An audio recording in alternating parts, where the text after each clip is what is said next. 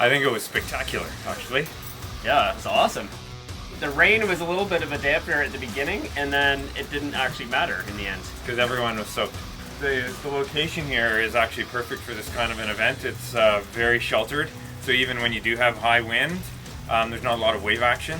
It's very close, so you can create a really tight course. And everybody gets to cheer everybody on. That's right, it's a beautiful spectator event. Quite often paddling's really tough. People leave and then you see them 4 hours later when they come back. So it's rare to have this kind of an event, especially for canoeing. Yeah.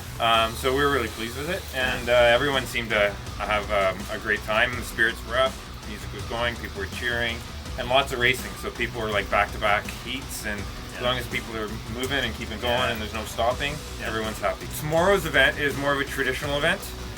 It's a longer course. Well, actually, our shorter course is 10 kilometers, and our longest course is 40.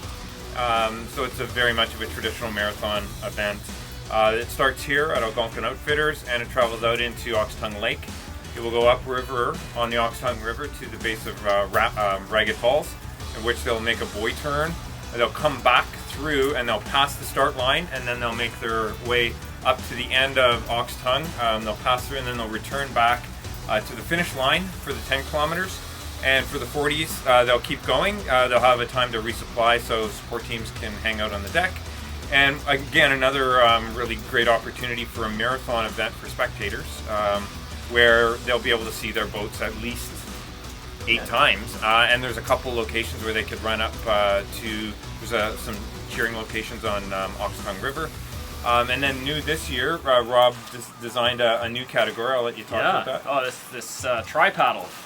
I mean, I think the goal for this weekend was to try to get some paddlers that traditionally only paddle one type of boat, say like a C2 tandem, to actually try, kayak and stand-up paddleboard. So the tri-paddle is 3 laps, and each lap is in a different boat. So 1 lap in a stand-up paddleboard, 1 lap in a kayak, and 1 lap in a canoe. And we've got a few teams doing that this year, so we're pretty pumped about that.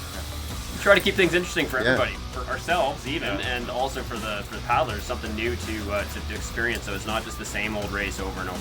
It was a lot of fun. Battle of Paddle was awesome. And how was the race today? Awesome. Super fun. Super wet.